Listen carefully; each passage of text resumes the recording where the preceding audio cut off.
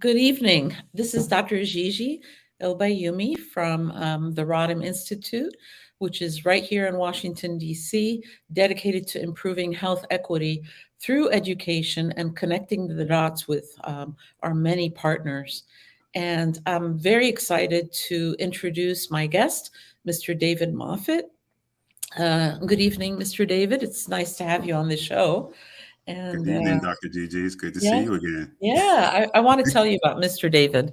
So we were invited to do a webinar on the Washington Post about cancer, both because both of us have actually had cancer, as you'll hear from Mr. David. I think for those of you that have seen me talk on the show, you know I've had breast cancer about 20 years ago, and then during COVID, I had kidney cancer.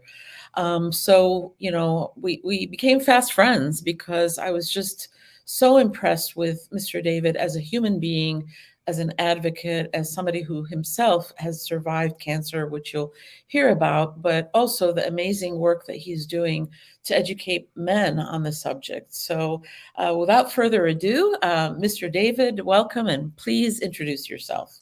Thank you again, Dr. Gigi. So much love to you and such an inspiration, and you being authentic and transparent and sharing your story as well. And you're a champion as well. My name is David Moffett. I'm here in Atlanta, Georgia, and I'm a prostate cancer survivor. I was diagnosed in 2019. Um, Praise the Lord, I'm cancer free right now. And God has really just put it on my heart to walk in my purpose. And my purpose has been to tell my story fully and my journey, and um, just very transparent and authentic with it, not holding anything back. And I just wanted to bring a greater awareness and to have a real conversation, because this disease, which I define it as the silent killer, is affecting especially our men in the Black and Brown communities at alarming rates. And I'm struggling with it because my dad also had prostate cancer, my grandfather and my stepfather, and they were not able to have those conversations with me. So that kind of burns with me, but I believe that I broke the stronghold in my family, um, and able to talk about my story. And my mission is to educate others and let men know that they're not alone, and that through early detection and going to the doctor, we can definitely put a dent in this disease. And I see that our wonderful co-host, Mr. Ellisine, has joined us. Welcome. It's good to see you. It's good to be seen. Thank you so much. I apologize for my tardiness, but Okay, uh, you're wrapping up another great show for BDO.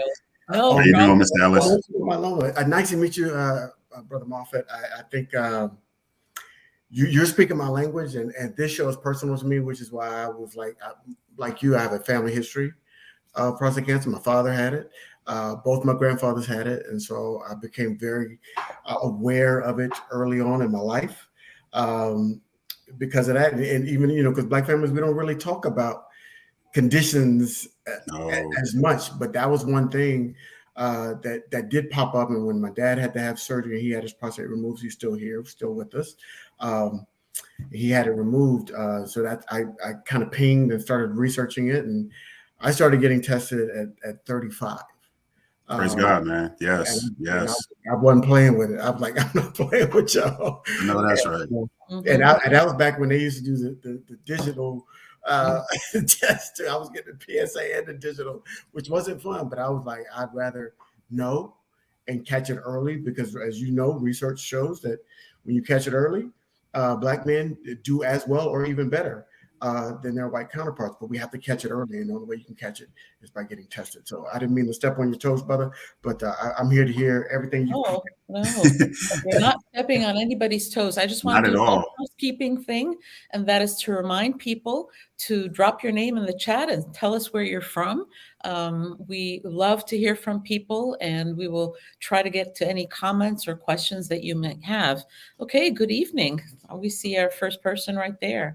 So Welcome. before we get started in terms of your experience, I just want to kind of explain what prostate cancer is from a medical standpoint. So I think it's helpful if you think about the prostate, which is a gland, very much like the breast, which is a gland. They're both glands, right? The prostate obviously helps to make the fluids that are ejaculated in sperm and allow for men to procreate and to have fun in between when they're not procreating. And then, of course, the breast, we know of its importance in terms of breastfeeding, but also being involved in the fun too. But what the point I want to make is this: when you are younger, okay, with really any cancer, but those two cancers specifically, and you get a diagnosis, it tends to be more aggressive than if you're older.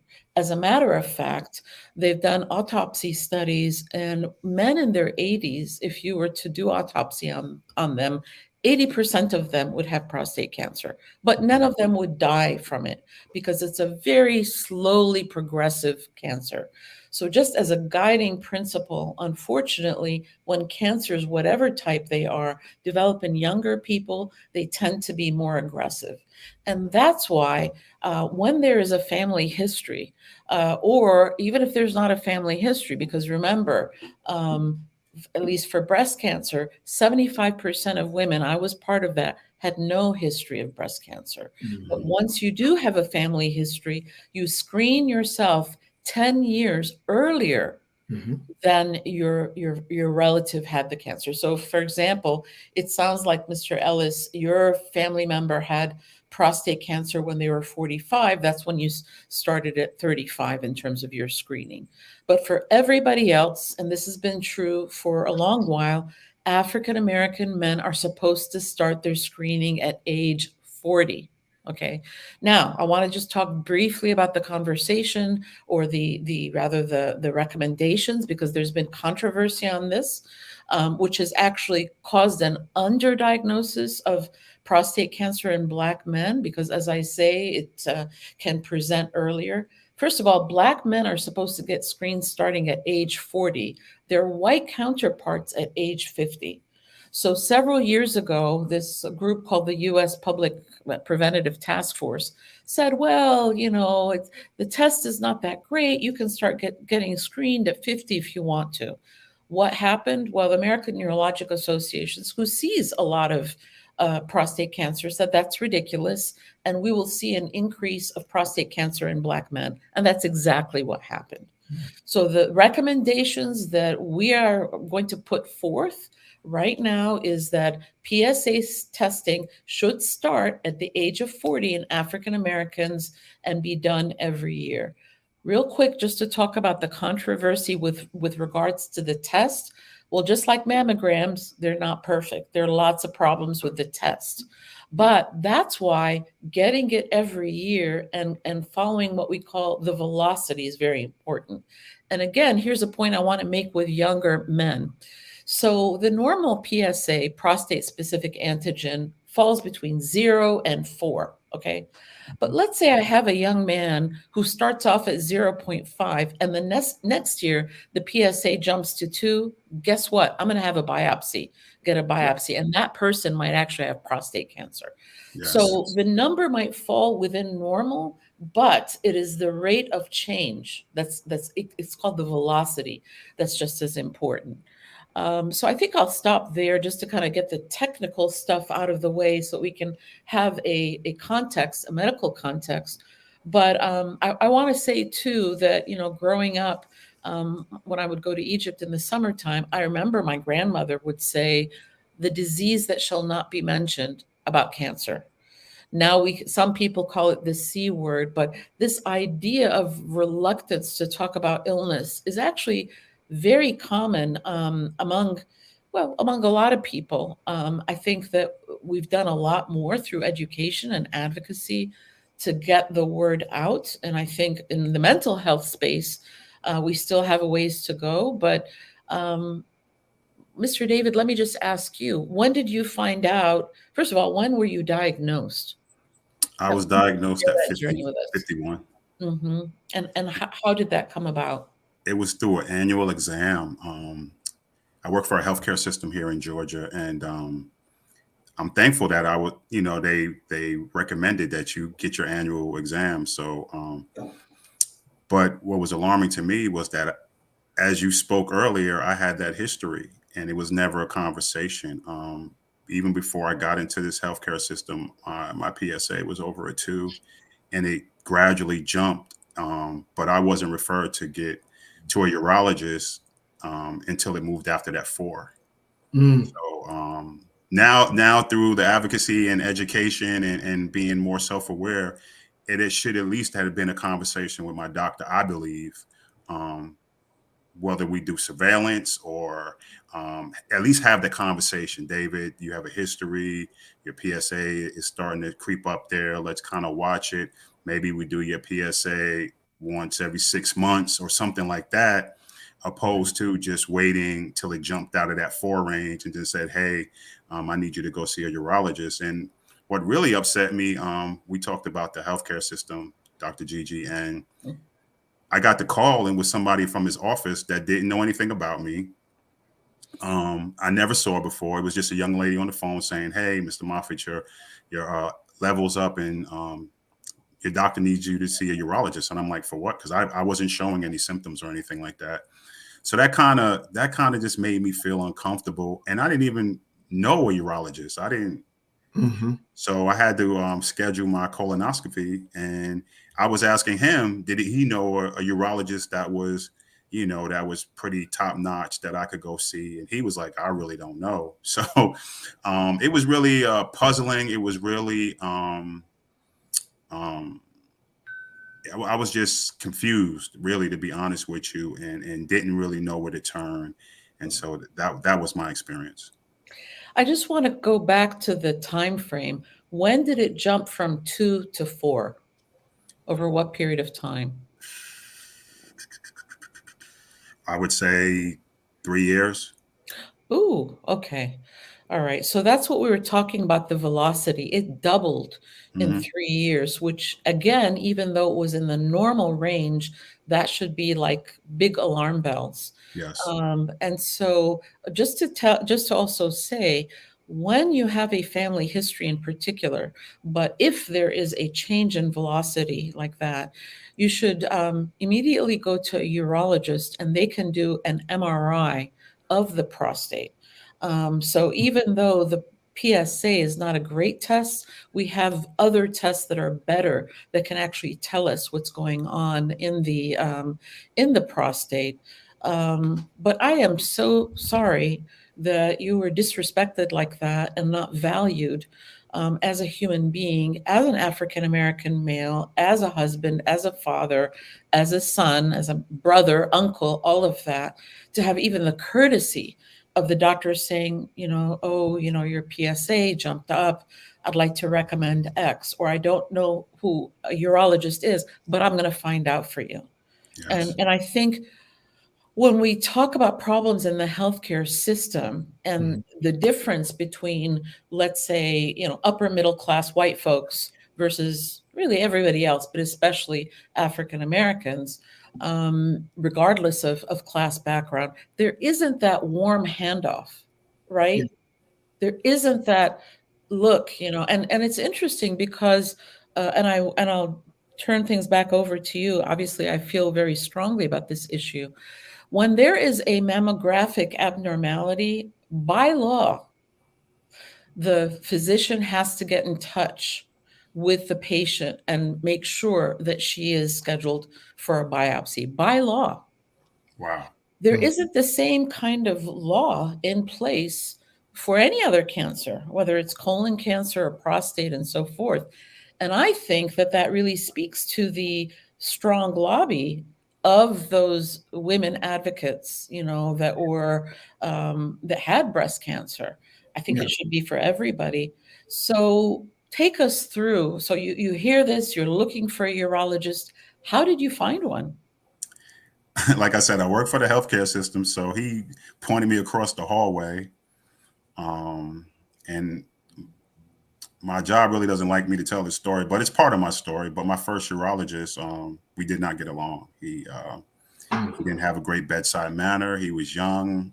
he was very educated, very knowledgeable, but the way he kind of talked to me was condescending, like, and a lot of the things he said was basically percentages and reading off graphs. But I was like, sir, I want to know my story based on my numbers. Right. And I just felt like that there was a detachment. To be honest with you, I also have PTSD. I'm a combat veteran. And so it started to cause an anxiety inside of me. But he did do another exam, physical exam. And I, to be honest with you, I felt violated because it was an exam like I never had in my annual checkup. Yeah. And then he said to me that I felt a nodule, and I was like, "What are you talking about?" And he said, I think we should get you a biopsy. And I was like, "What are you talking about?" And we sat there for a minute, and I'm starting to think about every yearly appointment I had with my primary care physician. And I'm like, he's doing this digital exam and he never said anything. And I'm like, and so I talked to some other physicians that were in the building, and it was like, David, calm down. He's a specialist. But I'm like, why would my primary care physician be doing an exam and he can't be thorough? And so that was my question. And then I started to really get upset in the way he was talking to me. I ended up doing the biopsy. They did the testing of the 12 samples, and I can't remember, it was 5 or 6 came back positive. And it wasn't like one quadrant of the prostate. It was in the whole prostate, all over the prostate. And when we talked about that, I just really didn't have any comments. I didn't feel safe with that physician per se. I didn't feel comfortable. I didn't feel like I was getting the best care. And I was ready to walk out the office. And, he was like, Mr. Moffitt, wait. And, I'm just going to be transparent with you guys. I was just like, yo, stop. Listen. And he was like, I need you to, can you at least go see one of my partners, physicians? And I said, okay. He walked me to the lobby. We sat at the counter, and he introduced me to my next physician, which ended up being a godsend. And he's like family now. This physician is like I said, he treated me, and like from what I know of him, he treats all patients like they're his own family. And whether it's the patient or the support system, the wife, the spouse, parents, children, everybody's welcome into the office to ask questions, not just the patient per se. And he just really facilitated a safe space for me. And so that allowed me to make my wife and I to make the decisions that were best for our situation. And then I believed I got the quality of care that I deserved. Well, they treated the person and not the patient. And so that's what you have to do that. And one thing I wanted to point out, Dr. Gigi mentioned it, but I want men to really sink this in, or if you're a female watching this and you have a brother, father, whatever, that potentially you can get an MRI, right? You can get an MRI before the biopsy. That you can get that in between. And so if you see that velocity that Dr. Gigi is talking about in terms of your PSA going up, if you're uncomfortable with the biopsy, because that's not a comfortable procedure, Brother Moffitt, yes, it's not a comfortable procedure. No, it's not. And that's where a lot of brothers fall off. When they hear that word biopsy, they go and they don't go back. And then they don't, only time they come back, and it's gotten worse, it's metastasized, and it's gotten to stage 4 where it becomes really problematic. You can get that MRI, which they can do an imaging of the entire prostate. It's less invasive, and they can see if there's nodules. Now, they won't know if they're cancerous or not. They can just see if there's nodules, but you can get that before you go to the biopsy stage. So I wanted to point that out for them. I want to pick back up on something that you said, that you didn't have any symptoms, right? Okay. So I want to make the distinction between an enlarged prostate and prostate cancer. Mm. So men after a certain age may experience the force of the stream may be decreased. And as they get older, there may even be dribbling. Certainly, people know about waking up in the middle of the night to urinate, although you can also think about sleep apnea, because that's another thing that causes waking up in the middle of the night. And But diabetes does too. and diabetes, thank you. Wow. Most people with prostate cancer have no symptoms. Mm. So that's why, you need to get screened. That's the whole point of screening, is to get screened before you develop symptoms. I'd like to come back because in that story of that first gentleman that you mentioned, he did do one good thing. I mean, you told him, and he certainly sensed and really did do a warm handoff to make up, I guess, for how he ended up being, right? Yes. Okay. All right. Yes. But I think, thank you for sharing the story, including your PTSD and sort of from your combat history, because I don't think many people in whatever setting, but especially healthcare professionals, physicians specifically, that people don't recognize that people come with themselves. They're not Yes. coming as a disease. They're showing up as a whole person. And you didn't know about blackdoctor.org back then, because if you did, you could have checked out all the urologists in your area and gotten a I good know now. reference, right? So let I me know ask a couple I can see you too, but definitely it is, and that's why we're laughing, but that's why we're here. Yes. It's because to arm our audience with the information so they can go be a better advocate for themselves. You knew something was wrong when you were in that room, and you stood up, and when you were like, "Look, I'm done," you were advocating for yourself in that moment. And you were also advocating for yourself when you took his recommendation.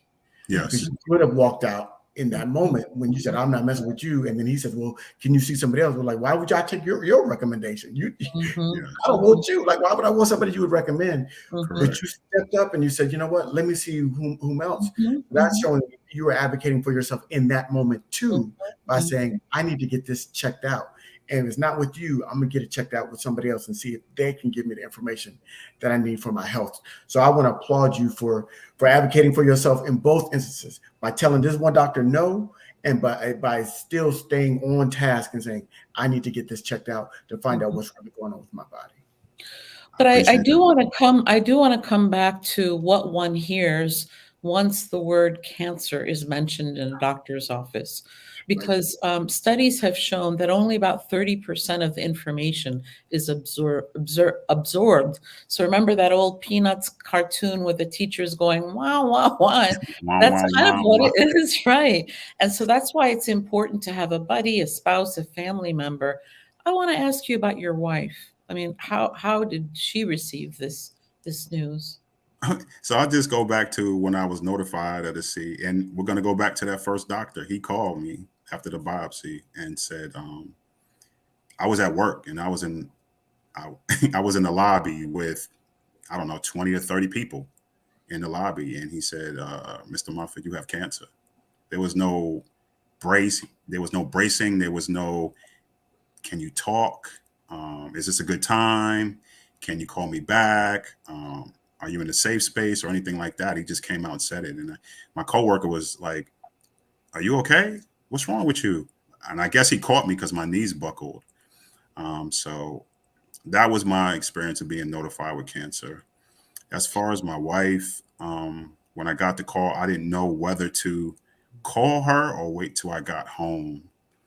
And but what I can say about my wife, she was my everything. She was a blessing, and I know every man doesn't get that support system, but she was there from diagnosis to going through to post, and just loving on me and praying over me, and her spirituality is what really gave me the strength to get through and to be able to do the things that I'm doing today. So she's definitely been a godsend, and her faith walk even inspires me to walk that faith walk a little bit more intentional I thank God for her and her loving me unconditionally and through all of it. And a lot of the symptoms after, having surgery, ED and incontinence and frustration and fear and all that you can get in your mental.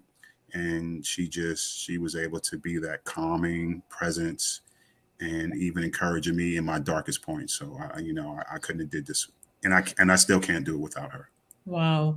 Well, I just want to say I'm looking forward to meeting her on September 16th and Yeah, also seeing she'll be there. Mr. Ellis. So can you She'll tell us be what's there. going on September 16th? I think we've got a Yes. flyer too. Can you tell us what's going on Oh, at I'm that? sorry, Dr. G. I didn't hear it. I'm having my second annual prostate cancer awareness walk and family event. It's really about community. It's really about a greater bringing a greater awareness to this terrible disease and to have a real conversation and just doing my part to be service of others, not just my bloodline, but those next to me in the community, and a really an extra passion for the Black and Brown communities, for the people that look like me, to break these stigmas, and also for us to even challenge ourselves to, even as Black families and Brown families, to have these conversations. Right? We don't have these conversations at home about our health or our mental wellness, especially as young men. So I think that's part of the process that we need to take on, and is we're taught to be tough and inferior and superheroes, but at the end of the day, the greatest lesson I've learned in this battle is our greatest strength is really in our vulnerability. So I think Mm, when we learn to be vulnerable, we can be a better version of ourselves or who mm. God intended us to be. I love that. I love that. And here's the flyer, and maybe we can enlarge it. Maybe it's just me because of my old age that I'm having a hard time seeing it. Dr. Gigi, you ain't the only one. No, My I'm ahead eyes of you, too. my dear.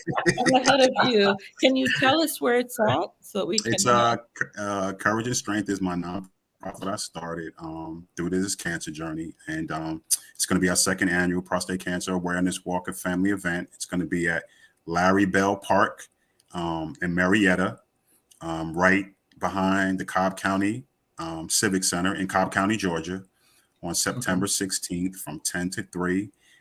It's free to the community. We have vendors coming in and that are really want to help us bring an awareness. We're going to have live entertainment, a DJ. It's not a 5K run. It's just a nice slow walk, fellowship, get to know your neighbor, and we don't want nobody to get hurt. We're taking baby steps to get to that 5K, but it's really about awareness and a conversation, and just great fellowship, and I'm just excited. So what got you? I mean, first of all, I know you're doing okay because we have talked about this. Your health, you're fine now, right? Yes. Thank God. Thank God. Yes. So when did it, at what point during your journey did you say, you know what, I want to do something in advocacy? Take Mhm. us through that process because to me, I mean, that's what makes you special, really. That's what's inspirational to me. No, So truly. the story is after my surgery, I was out of work 6 to 7 weeks recovery. When I came back to work, I worked in security services for this healthcare system. I have a military law enforcement background, so that was in my wheelhouse. I was very comfortable in the job. Just love to be around people and just being respectful and kind to folks. So on my way back to work, I was driving to work, and I was full of tears, just crying and uncontrollably. And I sat in the parking lot, and I didn't know if I really wanted to do this. And God was like, "You're going to start a support group." And I'm like, "I'm going to do what?" He's like, "You're going to start a support group." And I'm like, "Going to do what? How? What? When? Where?" And he said, "You're going to tell your story. And I just need you to tell your story." And I was like, "Okay." I didn't really believe it myself, but I was like, okay, I'm going to trust you, Lord. I'm ready to give you 100% to the best of my ability. Like I said, it's really been about my faith walk. And so my two VPs that were in the building, they were having a meeting, and I was doing my rounds, and I walked by them, and they were greeting me, and they were excited to have me back in the building and asked me if I needed anything. And I said, yes, I have a question. And they said, David, what do you need? I said, I need to start a support group. And they was like, okay. And I was like, I need a safe space to be able to have men come in and talk about this disease. And they were like, okay, whatever you need. And so that's kind of how it started. And then the blessings just came. People started calling me, reaching out, texting, walking by my desk and saying, hey, I know somebody that might be going through what, can you talk to them?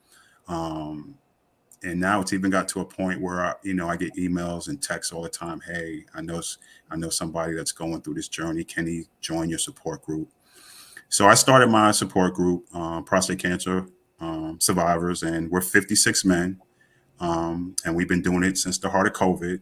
And in the beginning, we were doing the temperature checks and social distancing and all of that.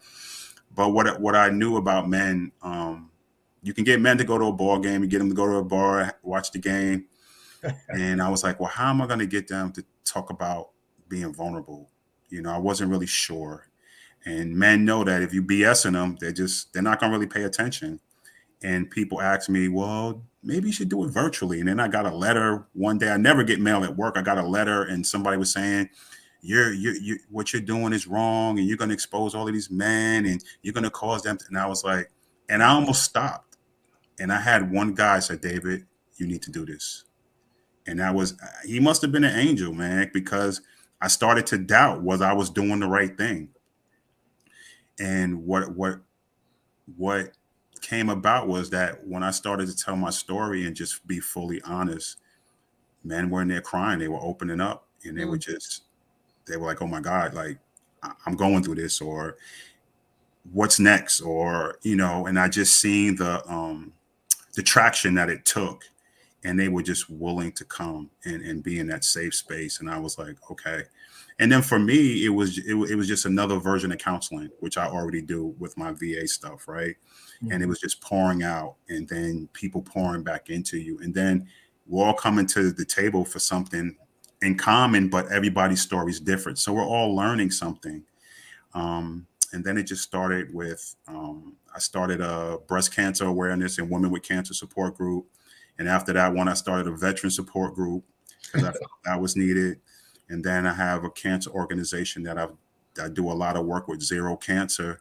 And they wanted me to run their Black and Brown men support group here in Atlanta.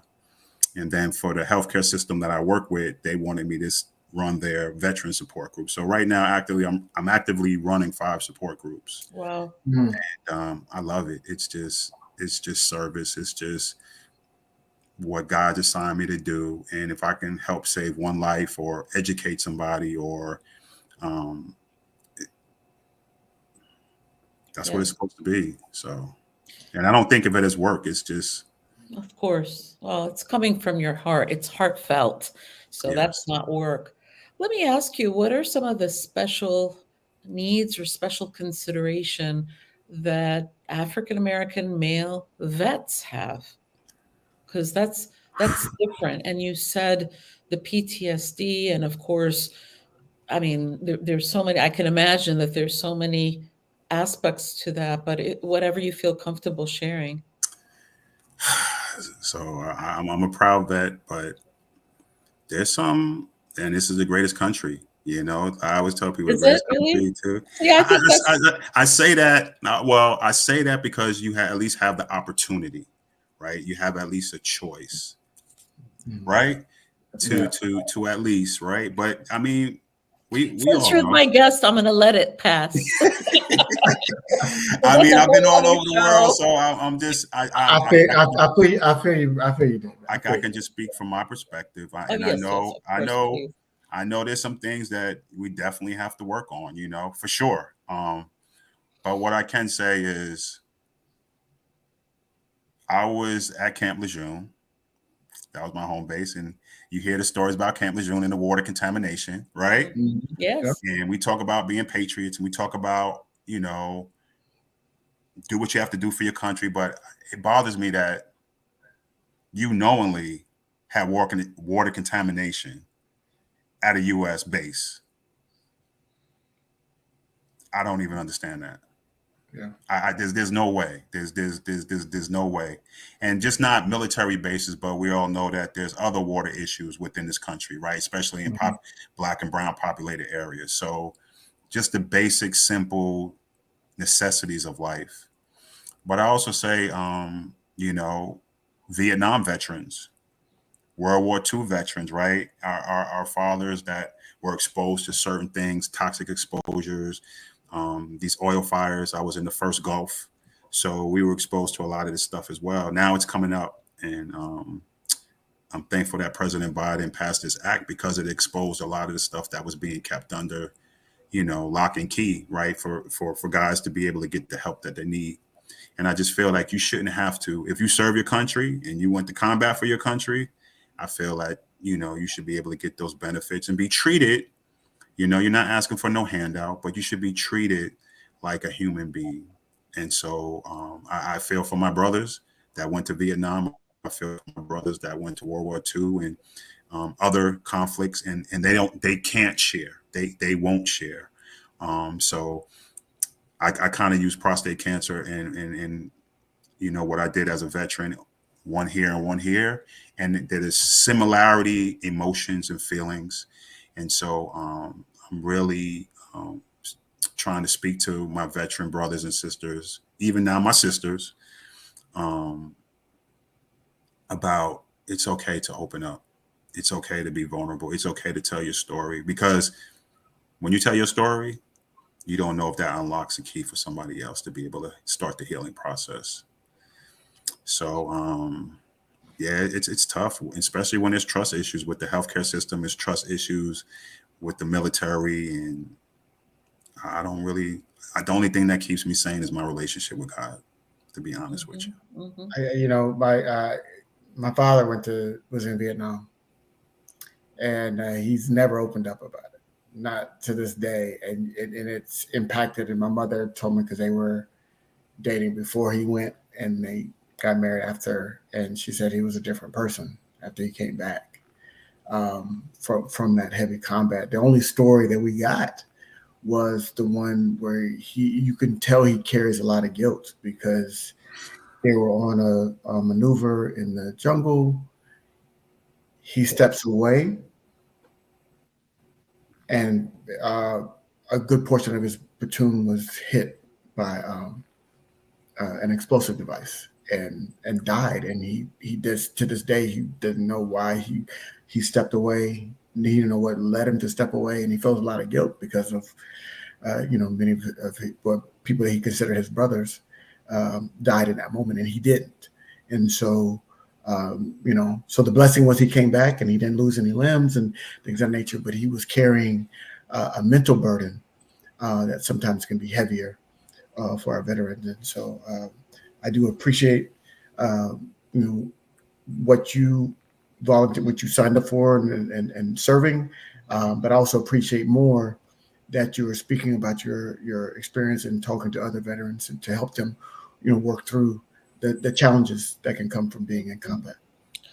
I feel that that oftentimes veterans and veterans of color, you've got these what I call minorities within minority groups, because everybody gets just lumped together, whether it's people who are disabled or deaf, hard of hearing, or blind, or vets, or whatever else. And that's why it's so important. Yes, we can talk about the populations, okay, as a whole, but to your point, Mr. David, telling one's individual story and becoming an actual human being with all that you bring with it and your feelings.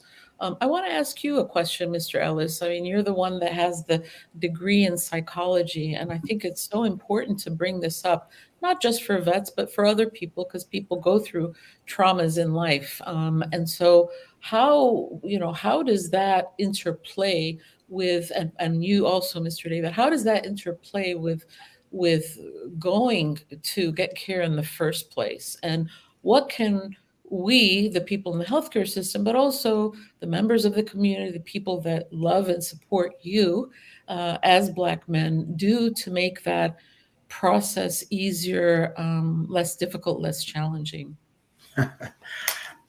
Well, my first response, particularly for Black men, since we're talking about prostate cancer, um, is we have a general distrust of healthcare in a general sense, because there is a real, not imagined, not paranoia. There's a real fear of our medical history being weaponized against us, and Mhm. so that's number one. Then there is the personal fear that comes into, and you see it manifested in a lot of ways in terms of just, I don't want to know, right? So I don't want to take my blood pressure because I don't want to be diagnosed with high blood pressure. I don't want to take my blood sugar because I don't want to be diagnosed with diabetes, and all that comes with the diagnosis. But if you don't go to the doctor, you don't get the diagnosis, but you still get the complications from it.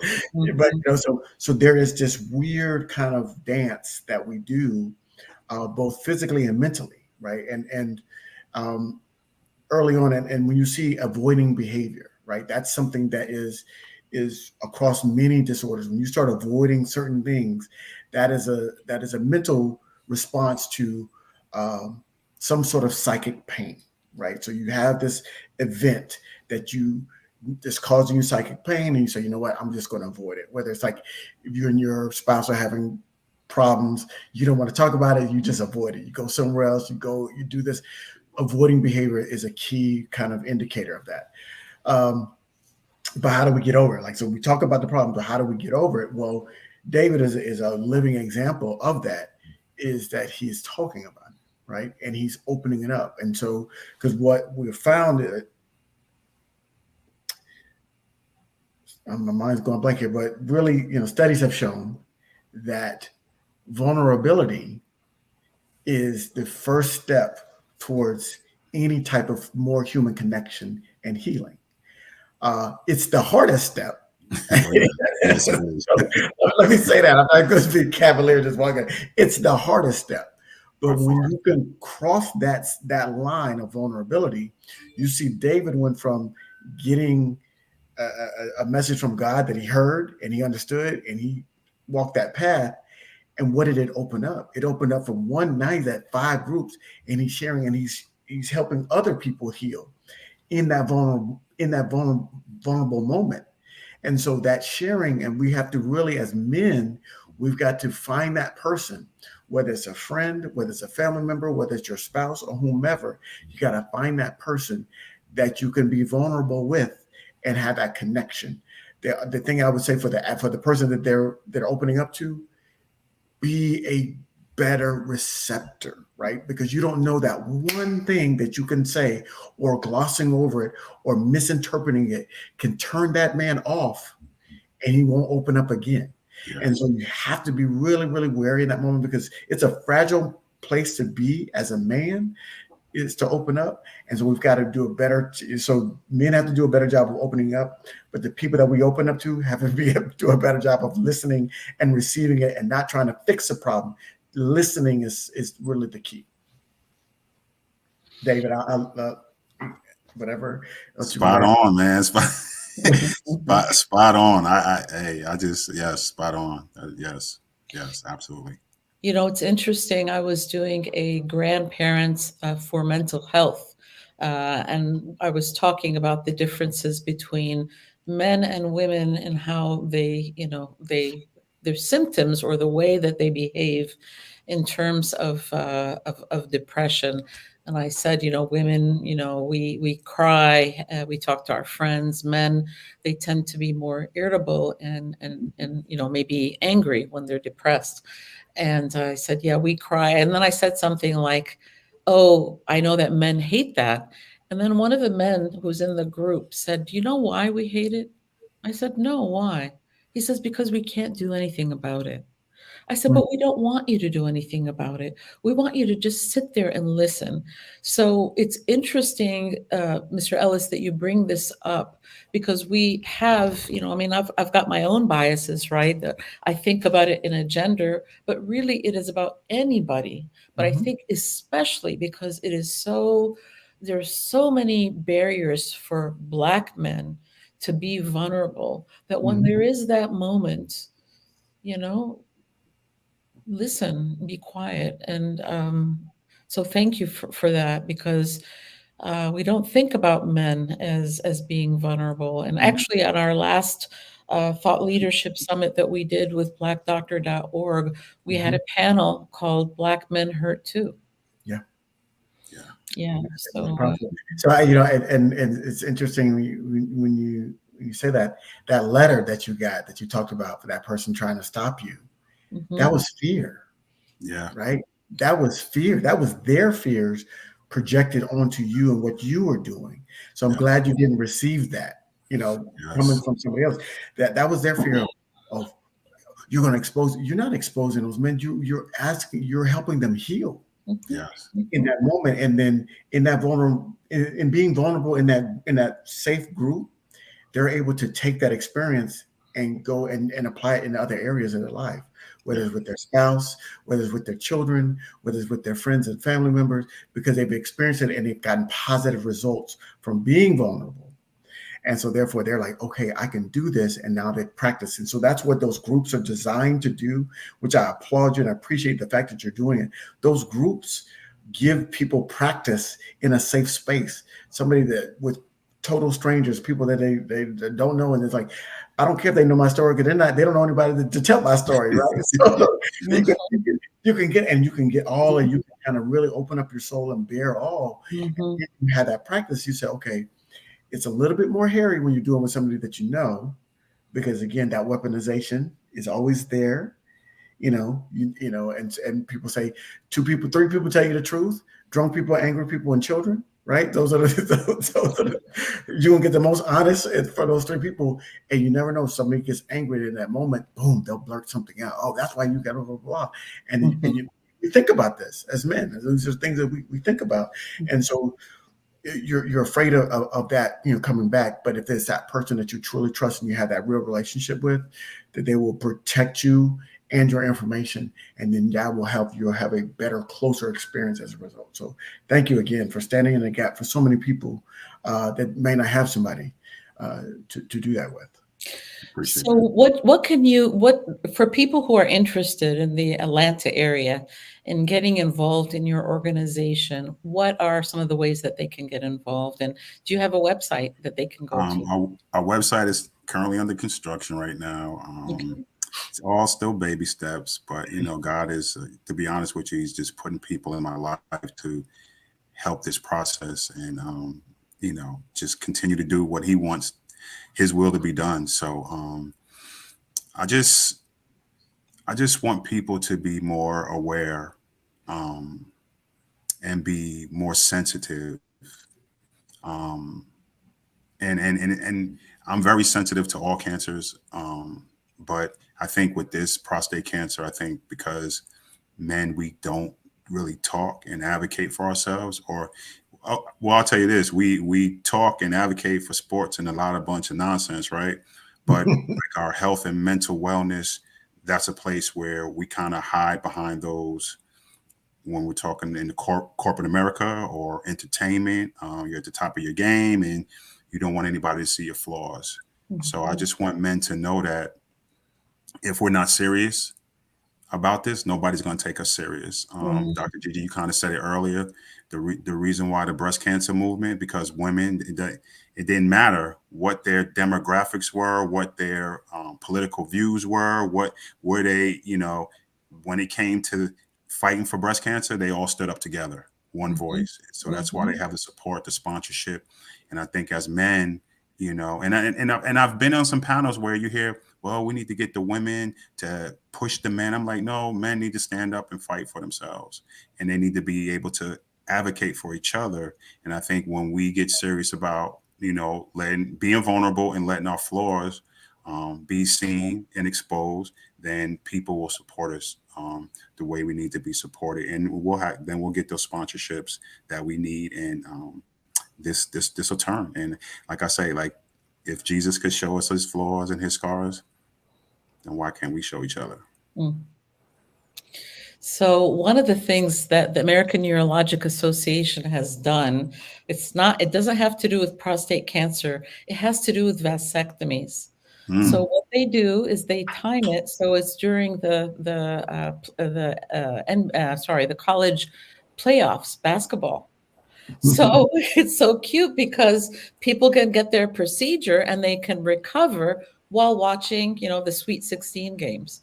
So we want to, maybe we can think about a way of linking the things that men love, right? Like sports or other places where men naturally congregate and I'm sure that you do in terms of prostate awareness, but something like that to incentivize people to be able to take time off and actually, watch a game or something as a way of incentivizing.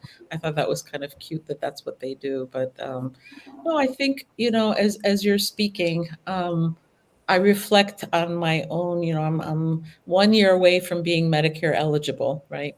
And by the way, this is water. This is not it.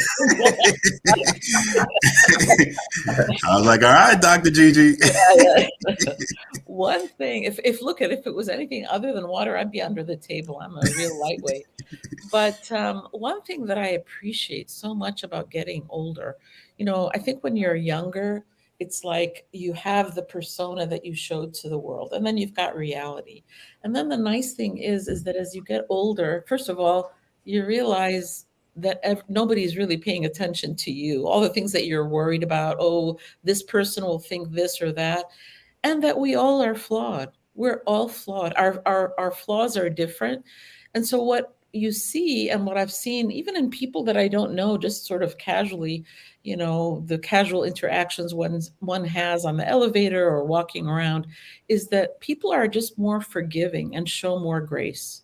Yes. And so when you do that, I think that caring about what other people think and being more vulnerable to your point and sharing becomes so important. And I think it makes life that much sweeter, actually, because you can see the vulnerabilities in sometimes in people that you don't like either, Yes. which I think allows us all to have grace. So Yeah. yeah, I just feel like that's something that I saw in you. I'm just now figuring it out that's what I've articulated, but that's what I saw in you when I first met you. So Oh yeah, she was excited. She sent me the email. She said, "I met this guy. He was." I was like, "Okay, let's bring him on the show. Let's say." Yeah. But there's been some studies done on people that have lived, longer lives. I'm talking about 85 plus to 100 years old. And one of the key things that they found, it wasn't healthy diet. It was, those are also part of it, but it was having a connection to other people was the number one indicator for someone having a long life. And so that's why you see, unfortunately, when people are spouses for a long time and one of them passes, the other one, if they don't find that connection later, very soon, they pass within 2 years. And there's been a lot of studies on that. And so when we're talking about advocating for yourself, advocating for others, those are the type of connections. What you're doing in your group is not only helping those lives, but it's helping you and preserve yours, because you've got a reason for living. You've got a strength and you're here standing in the gap for other folks. And so and you're creating evangelists, right? So when they go out and you're a religious man, so you know what I'm talking about. So go out. Those people are in that group, or now, even if they don't start their own group, they're going to speak positively about their experience in that group, and they can encourage someone to go and join a group that they may need in their life, whether it's substance abuse or anything else that they've got going on. So they're now becoming evangelists for you, and so your seed is multiplying and growing just from you listening to that word and stepping out on faith and creating that first group. But you were amazing because you started it during COVID. How many people showed up that first meeting? I'm curious. I have a picture. I think we had 8 or 9 the first meeting. That's pretty good. That's Well, really good. everybody needed a connection during COVID. They was like, look, Yeah, they look. I had to be strict with the temperature check, social yeah, distancing, but it was a great meeting, and it was awesome. And then when I reflect back on it, I just thank God, man. That I was able to be vulnerable and open my heart to others, and yeah, you I were was rewarded. able to listen, right? Yes. Like you talked about different points when you listen, and Yeah. So as we're wrapping up, what are sort of the big takeaway points that you want audience members to know about prostate cancer and about supporting somebody that may have it? I heard listen. That's the first point that Yeah, you just listen, made. yeah. I think before we can do early detection, I think we need to have those conversations in the family, in the household. I spoke to a high school a couple of weeks ago where I used to coach middle school and youth football, and was able to speak to the varsity all the way down to the youth guys, and just telling them that you take physicals, right, to play the football. It's a game. So just keep that on your radar, to keep taking your physicals, going to your physicals, and knowing about your health is important about the game of life. And just Mm, trying to encourage them, like, look, when your football career is over, don't stop going to the doctor, right? mhm, So you mhm, need to check, make sure, and then self-advocation, not just going in there and just being silent when you go to the doctor. I mean, that was me as a little boy all the way up through my manhood. Um, I would never question the doctor. I never asked questions. We were just taught they got a white coat on, they know everything. They got all the answers. So you just sitting there, okay, We okay. don't. We don't. We don't. Right. Some of us act like we do, but we So certainly don't. self-advocation, right? Just being able to Yeah. advocate for yourself. And if you feel like you're not getting the right care, or you feel like this person doesn't respect you, fire that person, go get another one. Mhm. Early detection, going to the doctor, being screened. Like we talked about earlier, if we catch this at an earlier stage, you can still have a productive life. Um, Knowing your family history is important as well. And then, something I really learned in this process, I didn't really know anything about clinical trials and genetic testing, which I'm starting to learn a little bit now.